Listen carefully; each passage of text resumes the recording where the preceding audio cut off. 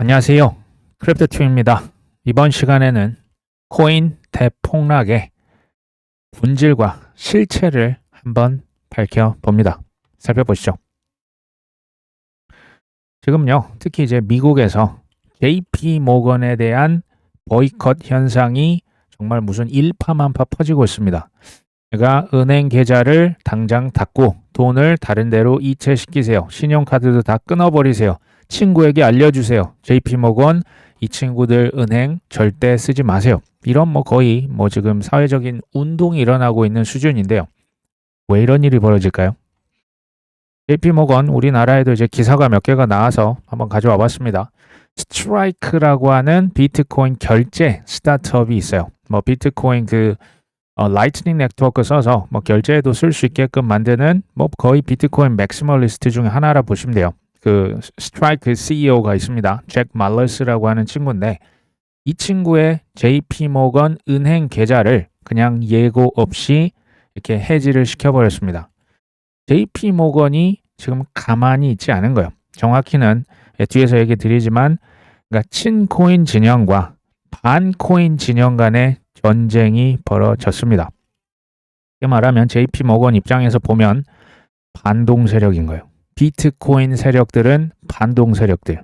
그러니까 JP 모건 은행 계좌 사실은 미국에서 제일 큰 은행이고요. 은행에서 은행 계좌를 싹 없애버리면 사실 미국에서 이렇게 할 수 있는 게 별로 없습니다. 그렇죠? 예고 없이 해지를 시켜버린 겁니다.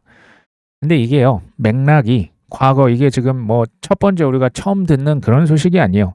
과거에 게리 갠슬러부터 과거에 초크 포인트 2.0 기억나십니까? 그러니까 거래소, 친코인 은행들의 기업들을 다 목줄을 잘라요. 왜? 은행 계좌 자체를 안 주면요. 결국 말라 죽거든요. 이게 초크 포인트 2.0이었거든요. 요것과 디뱅킹 논란, 그러니까 은행 계좌를 끊는 이 논란이 다시 활활 타오르고 있습니다. 소음이 난무합니다. 소음이 이제 우리를 특히 장기적인 이 코인 투자자들의 뷰를 흐리게 할 수 있는데요. 사태의 실상과 본질을 한번 파악해보면 좋을 것 같습니다. 미국의 부동산 투자자 그랜트 카돈, 억만장자로 잘 알려져 있죠.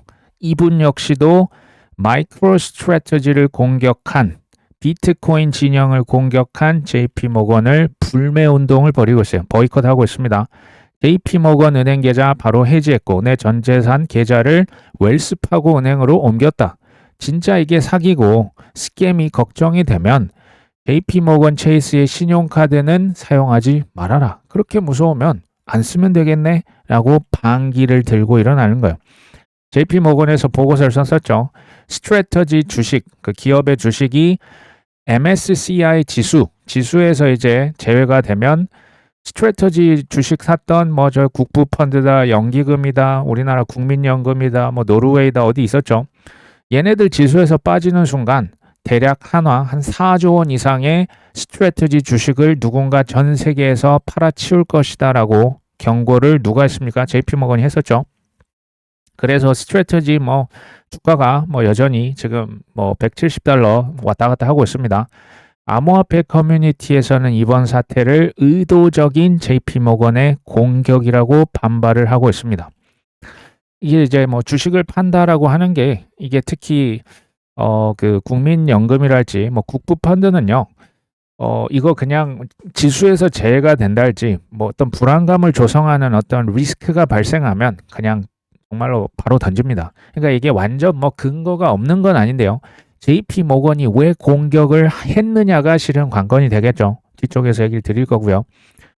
MSCI는 아시다시피 모건 스탠리 캐피털 인터내셔널 지수예요. 세계 2대 지수 중에 하나입니다. 유명한 지수가 맞고요. 근데 여기에 지금 뭐가 들어갑니까? 모건이 들어갑니다. 이 모건과 JP 모건의 모건이 같은 모건일까요? 같은 모건이 맞습니다. 제가 세종대 전 홍익기 교수님 책을 여러 권 이제 사서 보시면 좋다라고 얘기를 계속 드립니다. JP 모건은 원래는 은행이 하나였어요. 근데 이 JP 모건의 영향력이 너무 커졌어요. 특히 20세기 초반에 미국의 대공황, 그때는 연준이 나오기 전이죠. 미국을 대공황에서 구하고 은행 여러 가지 경기 침체에서 구하기 위해서 실제 그때 JP 모건이 도움을 많이 줬습니다. 그래서 JP모건과 시티은행, 뭐 이제 지금으로 치면 뱅크 오브 아메리카 같은 미국의 대형 은행들이 뭐를 만든다? 연준을 만들었습니다. 그 대주주가 JP모건입니다. 뒤에서 계속 얘기 드릴 거지만 JP모건의 근데 영향력이 너무 커진 거예요. 그래서 이제 20세기 초반에 미국에서 그 독점 금지법들이 나와요. 하나의 어떤 뭐 카네기 철강왕 근데 너무 독점하고 누굽니까? 그 록펠러 그 기억나십니까? 록펠러 제국이 너무 엄청나기 때문에 반독점 기업을 이제 해체시켜요. 그때 JP모건이 해체되세요. 어떻게 두 개로 나눠졌냐? JP모건은 지금 우리가 생각하는 그냥 일반 은행이라 보시면 되고 이제 투자은행을 별도로 뺀 거예요. 그게 모건 스탠리입니다. 그러니까 좀 이제 이게 좀 나눠졌지만 몸체는 하나였습니다. 근데 저는 이런 얘기를 드리고 싶은 거예요. 이 정도 JP모건의 협박으로 비트코인의 가치를 의심할 거라면 제가 볼 때는 여기 아마 안 하시는 게 좋아요. 정말 안 하시는 게 이 정도는 제가 볼 때 수시로 찾아올 거거든요. 이 정도 밑장 빼기는 아마 계속 나올 겁니다. 이게 이제 그 여러 지수 중에 개인적으로 뭐 MSCI 지수에서 뭐 나간다? 대세 전혀 지장 없습니다. 2026년이네요. 제가 잘못 썼습니다. 내년 1월 15일에 이게 이제 뭐 스트래터지가 지수에 들어가냐, 빠지냐. 기업으로, 그러니까 스트래터지가 기업으로 인정이 된다면 지수에 포함이 되고요. 이건 그냥 펀드야. 펀드라고 하면 펀드의 펀드가 지수에 막 들어가면 여기 이제 지수에서 빠질 확률이 있거든요. 저는 여기 이제 빠져도 전혀 지장이 없다라고 봅니다. 어찌됐건 뭐 이제 저기 그 트위터 같은데 보니까 뭐 스트래터지 진영, 비트코인 진영과 JP모건 진영이 정말 뭐 거의 머리채를 잡고 피를 흘리면서 서로 싸우고 있습니다. 장난이 아닙니다. 핵심은 뭐냐면요. 반코인 진영이 있어요. 쉽게 말하면 JP모건과 미국의 연준입니다. 생각해 보십시오. 과거 100년 이상 달러 화폐를 찍어냈던 데가 어디예요? 연준이죠.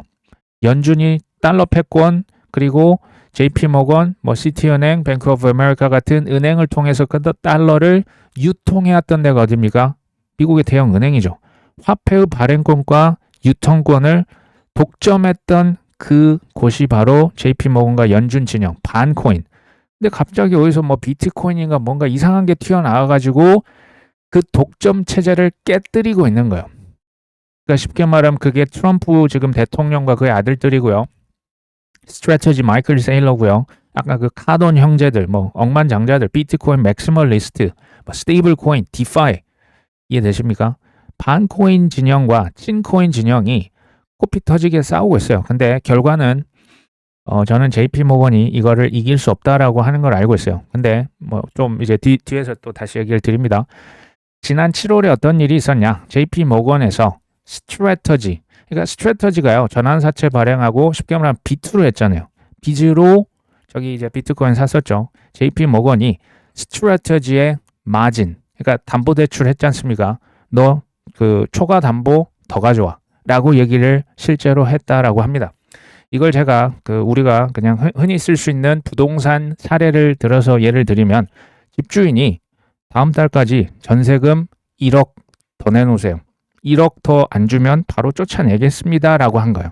JP모건이 스트래터지를 실제로 대출을 JP모건 그 대출해 주는 곳입니다. 그렇죠? 이런 영향력 파워가 JP모건에 실제로 있습니다. 이걸 이제 비유로 설명을 하는 분들도 많이 있어요. 과거에 게임스톱 사태랑 비슷하다. 기억나십니까? 그 시타렐이다, 뭐 월가이제, 그 헤지 펀드들. 이들이 게임스톱 그 주식을 공매도를 쳤는데 미국에 있는 개미들이 니들이 뭔데 우리를 이렇게 죽이냐 하면서 서로 이제 피 터지게 싸웠던 났던 거 기억하십니까? 그거랑 좀 비슷해요. JP모건이 이제 월가를 이제 그 전통 금융의 이제 핵심이라고 치면 마이크로 스트래터지 뭐 공매도를 친다, 뭐 이제 뭐 풋옵션을 했다 이런 소문들이 떠올리면서 친코인 진영 대 반코인 진영 간 전쟁이 다시 이제 점화가 됐다. 그리고 에릭 트럼프도 과거 이런 얘기했어요. 이제 인터뷰에서 여러 차례 얘기했습니다. 과거에 JP모건 같은 시티은행 같은 미국의 대형 은행들이 트럼프 대통령이 예전에 대통령이었다는 이유로 디뱅키 공경을 디뱅킹, 그러니까 은행 계좌를 다 끊어버렸던 공격을 여러 차례 우리한테 가했었다. 이 얘기를 하면서 나는 그래서 비트코인 이제 친코인으로 돌아섰다라고 에릭 트럼프가 실제로 얘기를 여러 번 했어요.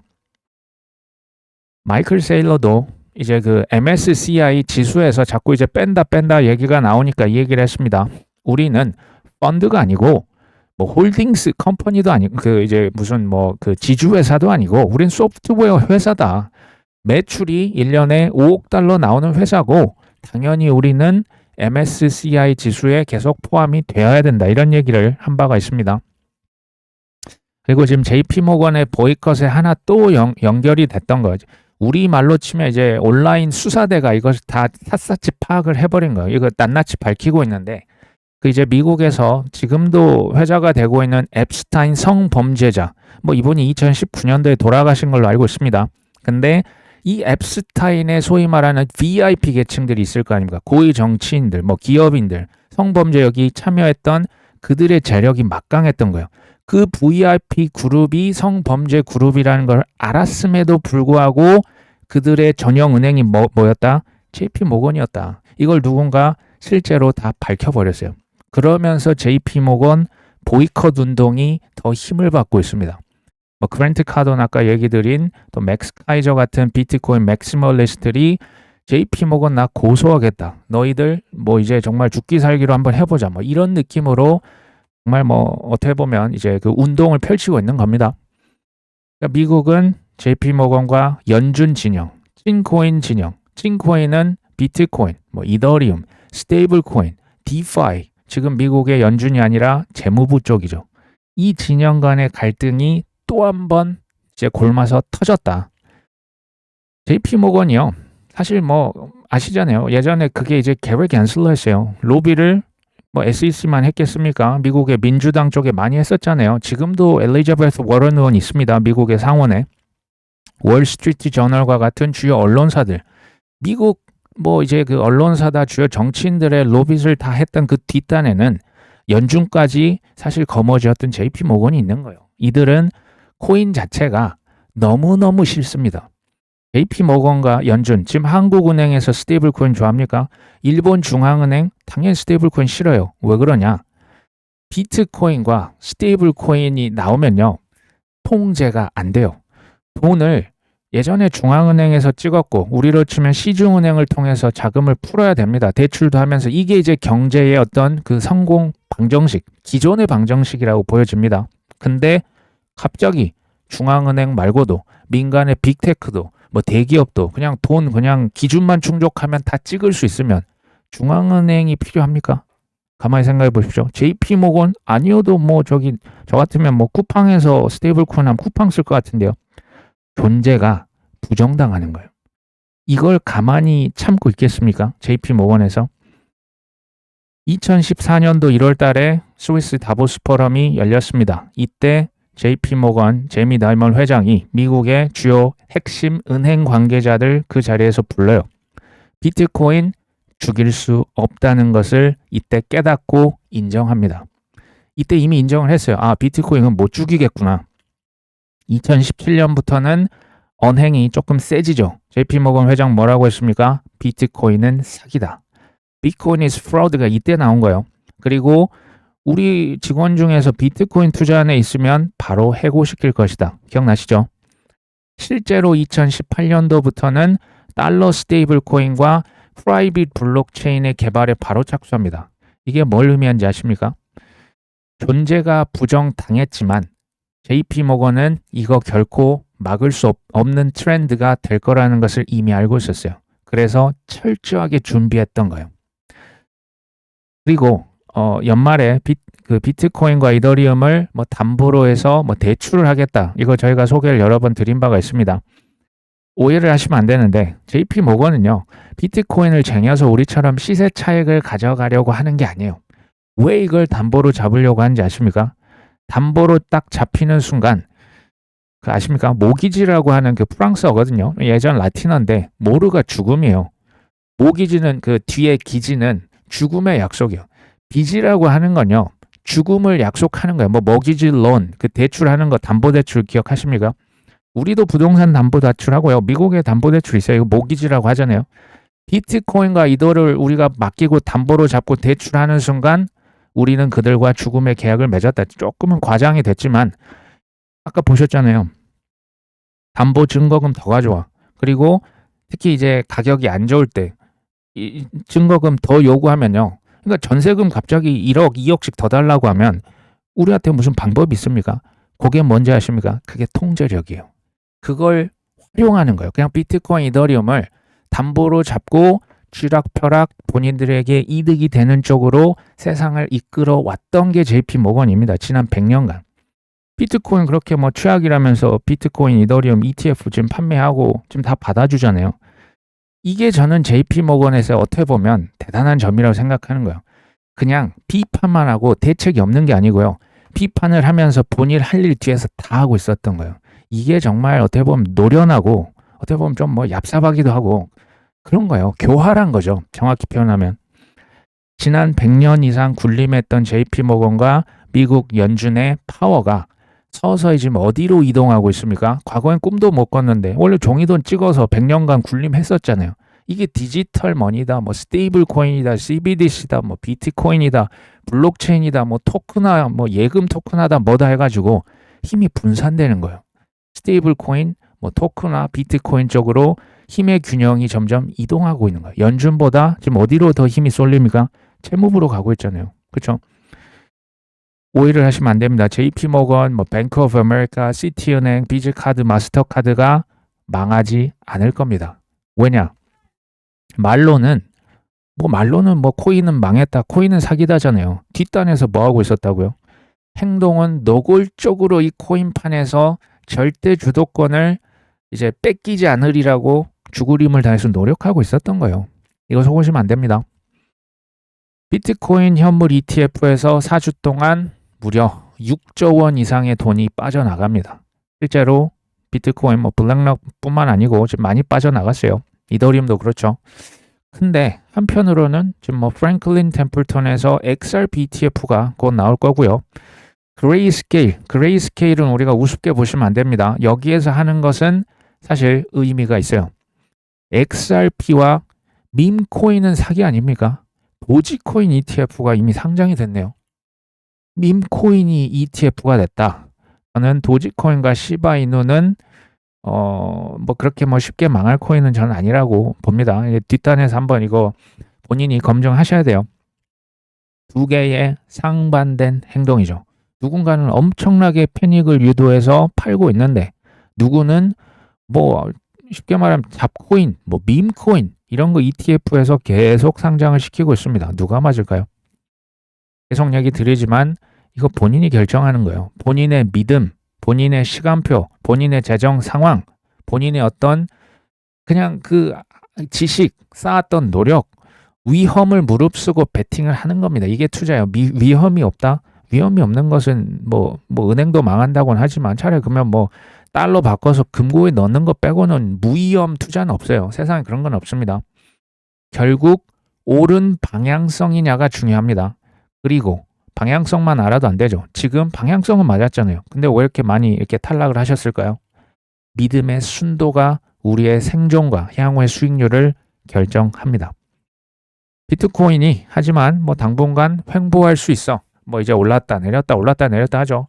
이런 것들이 전형적인 급락한 후에 일시적으로 반등할 수도 있지. 근데 핵심은 아직은 유동성이 부족해서 횡보할 것 같아. 뭐 이런 분석입니다. 구조가 여전히 취약하다. 저도 이제 뭐 비슷하게 봐요. 단기의 유동성 고갈 문제가 실은 해소가 되어야 됩니다. 그리고 DXY 달러 인덱스가 너무 올라가 있어요. 강달러가 되면 또 움츠러듭니다.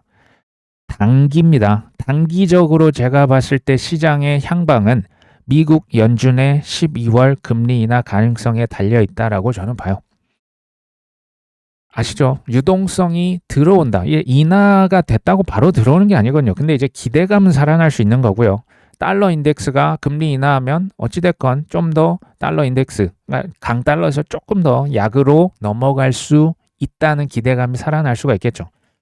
그리고 이제 근본적으로는 금리 인하가 왜 중요하냐? 전 세계에 빚이 없는 국가와 기업과 개인이 거의 한 명도 없다라고 보여지는 거예요. 다 빚으로 사업하고요. 다 빚으로 집 사고요. 다 빚으로 차 사고 빚으로 투자하고 빚으로 여행 가요. 그러니까 빚이 금리가 그렇게 중요한 거예요. 전 세계 달러로 컨트롤하잖아요. 이해되시죠? 금리에 그래서 다 목을 정말 이제 빠지게 우리가 연준 의장을 과거 계속 지켜봤던 거예요. 지금도 여전히 중요합니다. 바클레이즈라고 하는 뭐 은행에서는 연준 파월이 금리 인하를 이제 그 12월 10일 날 12월 10일 그 투표를 할 겁니다. 아마 뭐 이걸 주도할 것 같은데 지금 뭐 거의 반반이라고 보여집니다. 근데 연준 위원들이 파월 의장이 딱 이제 투표권이 그 발언에 공개적으로 반대하기는 어려울 것 같아. 그래서 결국에 캐스팅 보트는 파월 의장이 줄 것 같은데 뭐 이런 분석입니다. 뭐 어찌됐건 12월 10일 현재 기준 금리 인하 확률은 70% 전후를 왔다 갔다 합니다. 큰 이변이 없는 한 저는 될 것 같다라는 생각은 들지만 그건 가봐야 합니다. 폴리마켓 이제 돈을 걸고 예측하는 분들은 비슷해요. CME 페드워치와 비슷합니다. 한 4일 지났을까요? 금리 인하 확률 12월 달이 원래 뭐 20%대 30% 밑에 있다가 이게 갑자기 68%까지 올라갔습니다. 근데 또 이러다가 일주일 뒤에 또 30%로 폭락할 수도 있어요. 이게 뭐든지 가능하고요. 미래를 맞춰서 돈을 벌면 좋지만 틀렸을 때 항상 생각하셔야 돼요. 그래서 뭐 이걸 뭐 마진이다, 선물이다. 저는 이걸 뭐 그렇게 썩 내게 하진 않습니다. 이건 그때그때 달라질 수 있기 때문에 근데 저는 뭐 이변이 없는 한 이제 인하 쪽을 보고 있긴 합니다. 이더리움 비축하는 기업이 DAT 기업이라고 하죠. 이더리움을 26조 원을 들고 있다. 현물 ETF를 추월했다. 그러니까 DAT 기업들이 이더리움 들고 있는 게 629만 개, 이더리움 현물 ETF가 623만 개. 중요한 게 아니고요. 이 두 개만 지금 합치면 지금 한 1200만 개가 훌쩍 넘죠. 이더리움 현재 한 1억 2천만 개 정도 되거든요. 거기 총량의 10%가 이미 넘어버립니다. 저는 어떤 느낌을 받냐? DAT 기업이든 미국의 현물 ETF가 됐든 비트코인과 이더리움 지금요 그 크립토라고 하는 게 비트 이더를 빼면요 이거 무슨 안 꼽는 찐빵이에요. 그러니까 비트 이더를 핵심 중에 핵심 자산 두 가지를 싹쓸이하는 도구로 저한테는 그냥 보여집니다. 우리 입장에서는 뭐 블랙락이든 피델리티든 JP 모건이든 걔가 걔라고 생각할 수 있지만 제가 봤을 때는 월가 내에서도 전통 금융 중에서도 치열한 그 점유율 경쟁, 개수 경쟁을 제가 볼 때 이미 벌이고 있다라고 보여집니다. 누가 더 장악력이 많냐? 그러겠죠. 이 와중에 개인들, 특히 뭐 고래들 포함해서 개인들은 비트코인 계속 팔고 있잖아요. 이더리움도 팔고 있을 겁니다. 근데 특히 기관 투자자들 혹은 이제 전통 금융에서는 비트코인, 이더리움을 계속 사고 있어요. 지금 좀 상황이 약간 그 반대 양상이 보이고 있는 거죠. 제 예상컨대 지금부터 한 뭐 3개월, 한 6개월 정도 지나면 주인들, 쉽게 말하면 그 가격이 낮을 때요. 주인이 많이 바뀌어요. 그러니까 뭐 고래들 많이 팔고 나면 그거 누군가 주워 담겠죠. 아마 주인이 많이 바뀌어 있을 거라고 예상을 합니다. 암호화폐 하락장에 트럼프 일가는 10억 달러 자산 가치가 증발했다. 10억 달러면 한 1조 4,700억 원 많이 이제 낮아진 거죠. 트럼프 미디어가 가장 많이 줄었고요. 뭐 아메리칸 비트코인 채굴 회사입니다. 뭐 밈코인까지 해서 한 1조 이상이 뭐 지금 손실이 크다. 근데 다른 점이 있답니다. 다른 데는 지금 다 이제 하락으로 손실을 보고 있는데 월드 리버티 파이낸셜에서 토큰 판매 수익의 일부, 그러니까 판매 수수료를 보장을 받아서 해칭하는 시스템이 있었다. 그래서 9억 달러는 이미 현금으로 벌었다. 그러면서 에릭 트럼프는 지금 뭐 바이 더 딥 기회라고 했다. 자산 가치가요. 여기서 지금 10억 달러가 감소했다라고 하지만 이거 팔았습니까? 안 팔았습니까? 자산 가치, 그러니까 주식의 가치가 좀 떨어진 거지 판 게 아닙니다. 그러니까 미실현이에요. 팔았으면 손실이 확정인데 그거 아닙니다.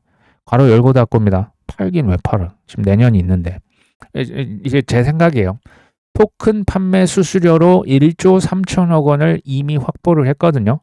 현금을 낳고 있는 자산 여전히 다 들고 있어요. 비트코인 뭐 채굴 회사도 그대로 다 들고 있고 여기에서 나오는 각종 뭐 판매다 아니 뭐 디파이다 수수료들은 트럼프 일가에 지금 그대로 귀속이 됩니다. 내년에도 마찬가지입니다.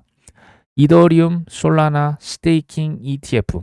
저는 이걸 보면서 현금을 낳는 그 황금을 낳는 거위 있죠. 저는 이게 나중에 이더리움 솔라나 스테이킹 ETF 상품이 그런 어떤 효자가 될 거라고 생각을 하고요. 장기적으로 우상향하는 배당주로 자리를 잡을 거라고 생각을 합니다. 그리고 지금 뭐 조금 이제 떨어져서 지금 트럼프 일가가 막 그냥 땅을 치고 후회하고 있을 거라는 생각을 추호도 하지 않아요.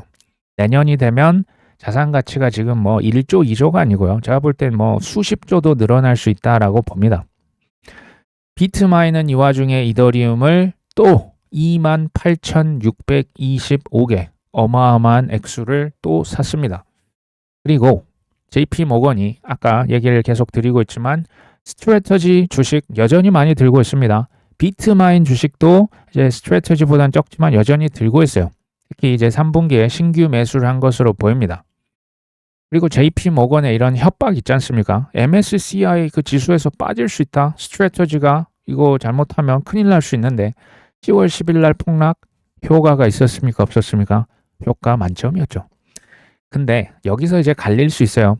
누가 이제 진범이냐? 누가 뭐 어떤 일이 있었다. 그러면 이제 여전히 도망쳐 하시는 분들이 있을 거예요. 왜 이거 진짜 MSCI 지수에서 빠지면 큰일 나는 거 아니야? 진짜 스트래터지가 막 주가가 폭락하면 기관들이 다 던지면 비트코인도 날아가면 알트는 그냥 더 그냥 이렇게 생각하시는 분들은 어쩔 수 없습니다. 그렇죠?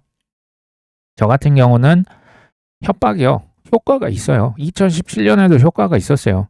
초크포인트 2.0 그들이 갖고 있는 파워가 실제로 존재합니다. 그래서 진짜 은행들 몇 개 파산됐었잖아요. 하지만 저는 이 효과는 오래 갈 수는 없다고 봐요. 저는 이걸 어떻게 보냐면 진짜 믿음이 있는 투자자와 관광객 투자자를 바로 걸러낼 수 있다라고 봐요. 생각해 보십시오. 굉장히 상식적인 얘기예요. 우리 국민 모두가 국가대표 스포츠 뭐 운동선수가 될 수 있습니까? 모두가 될 수는 없어요. 우리나라 국민, 우리 자식들이 다 서울대 갔으면 좋겠는데 다 서울대 갑니까? 안 되죠. 어떻게 뽑습니까? 국가대표요? 뭐 올림픽이요? 월드컵이요? 극강의 난이도의 시험을 통과한 사람들만이 훈련을 통과한 사람들만이 국가대표 되는 거죠. 그 중에서도 일부가 아닐까요? 뭐 운이 좋았다. 뭐 이런 분들 국가대표 가서 금메달, 은메달, 동메달 따는 거 아닐까요? 저는 그런 느낌입니다. 솔라나 커뮤니티에서 인플레이션 감소 속도가 2배 정도 상향될 것을 제안했다. 말이 어렵게 적혀 있는데요. 솔라나를 찍는 속도를 중장기적으로 좀 늦추겠다. 그러니까 많이 찍으면 인플레, 그러니까 조금 이제 가격에 그러니까 이자를 많이 준다고 하는 걸 좀 줄이겠다라는 거예요. 좀 덜 찍겠다. 이러면 사실 토크노믹스 측면에서는 가격이 조금 올라가고 투심이 개선될 수가 있거든요. 이것도 나름 긍정적인 뉴스라고 보여지고요. 피델리티 12월 3일에 이더리움의 푸사카 업그레이드 이거 이제 지난주에 얘기를 했었습니다. 제가 보니까 지금 가격이 워낙 형편없다 보니 주목을 못 받고 있는 업그레이드 중에 하나가 지금 됐죠. 피델리티에서 레이어 1 이더리움의 확장성을 강화시키고 이더리움 보유자에게 유리한 방식으로 이더리움 레이어 2 경제 구전을 재편할 수 있다. 참고로 2014년도 아무도 모르게 비트코인을 채굴하고 있었던 회사가 어디입니까? 피델리티입니다. 2016년도 이더리움을 같이 추가를 이제 했던 곳이 피델리티고요. 2018년 아예 코인 자회사를 만든 곳이 피델리티예요. 여기에서 지금 뭐라고 합니까? 이더리움은 속도와 처리량이 압도적으로 늘어납니다. 이더리움 레이어 1 고속도로 여기도 이제 그 혜택이 갈 거고요. 레이어 2 있죠. 뭐 이더리움 레이어 2의 수수료는 많이 떨어집니다. 이러면서 실은 레이어 1도 좋고 레이어 2도 좋아요. 생태계 이더리움이 더 커질 수 있다라고 보여집니다. 다만 이더리움 레이어 2 같은 경우는 여전히 치열한 경쟁을 벌일 거예요. 채택을 받아야 기관들, 전통금융, 뭐 은행 같은 뭐 대기업들의 채택을 받아야 됩니다. RWA 우리 거 써주세요. 채택 받아야 됩니다. 왜냐하면 이제는 수수료가요. 이더리움 레이어 2이 다 같이 이제 내려가면 우리 입장에선 좋아요. 골라서 쓰면 됩니다. 근데 레이어 2들끼리는 이제 수수료 말고 다른 부분으로도 어필을 해줘야 됩니다. 보안성이 뛰어나? 생태계가 어디가 제일 잘 갖춰져 있어? 개발자도 어디가 제일 많아? 누가 제일 쓰기가 편해? 개발자들이 어디가 제일 편해? 그리고 어떤 기관들이 뭐 블랙락이 거기 이제 채택한 거야? 그 이제 그 이더리움 레이어 2 쓰고 있어? 이런 것까지 해서 경쟁을 뚫고 나가줘야겠죠. 이더리움 레이어 2도 이제 그 메이저 위주로 좀 이제 가져가셨으면 좋겠습니다. 비트코인 뭐 이제 그 마이클 세일러 인터뷰를 했습니다. 최근에 MSCI 지수에서 제외가 된다고 JP 모건이 경고를 한 것에 대해서 이 마이클 세일러는 걱정이 안 된다. 그러면서 기후에 불과하다. 걱정하지 마세요. 뭐 이런 얘기를 했습니다. 그리고 JP 모건과 미국의 연준은 과거 100년간 전 세계의 경제를 휘어잡았던 것이요. 그 달러 패권, 기축통화라고 하는 그 달러의 화폐 발행권과 유통에 대해서 독점 권한이 있었습니다. 근데 여기에 금이 가기 시작해요. 뭐 때문에? 비트코인 때문에, 스테이블 코인 때문에, 디파이 때문에, 토크나 때문에, 뭐 CBDC 때문에. 그렇죠? 비트코인, 이더리움을 담보로 잡으려고 하는 것도 제가 얘기 드렸죠. 이건 다 통제력 강화를 위해서 그런 거예요. 통제력 놓치면 끝나는 거거든요. JP 모건은 우리처럼 시세 차익이 아니고 글로벌 화폐 시스템에 대한 통제력을 잃지 않기 위해서 노력을 하고 있을 뿐이에요. 얘기 드렸지만 초크포인트 2.0, 뭐 게리 갠슬러, IMF 총재, BIS, 과거 미국의 민주당 의원들, 코인을 죽여놔야 통제력이 올라가는 겁니다. 그렇죠? JP 모건도 이제 비트코인이다, 그 디지털 그 화폐, 스테이블 코인이다, 디파이다, 토큰하다.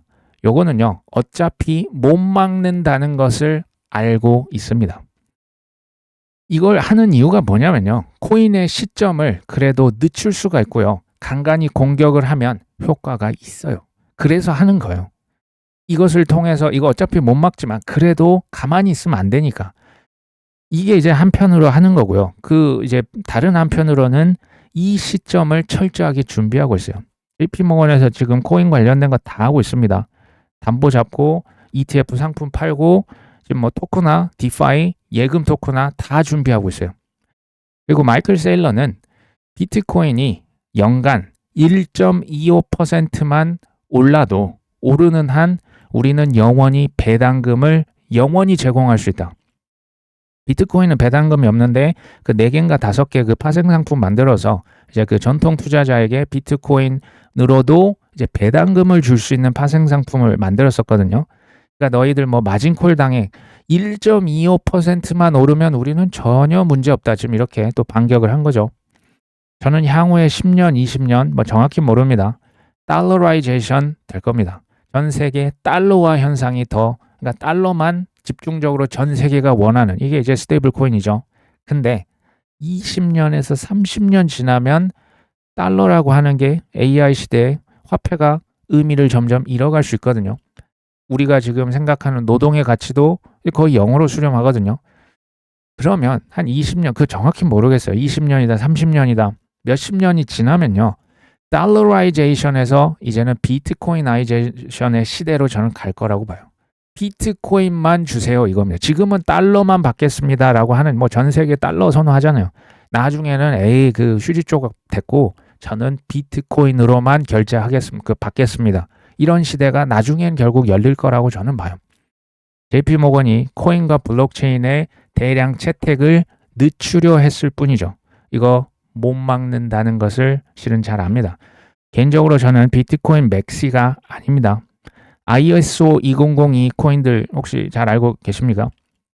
공부를 또 많이 해보시면 좋을 것 같아요. 향후에 이미 지금 보니까 채택이 됐는데 활성화가 안 된 거예요. 이 규범이라고 하는 게 이제 강제적으로 채택이 이제 11월 22일자로 됐거든요. 이거 이제부터 시작되는 거예요. 이게 뭘 의미하는지를 알면요, 이 조정이라고 하는 것은 내가 그토록 바람하지 않는 확정된 미래에 내가 투자할 수 있는 축복이 돼요.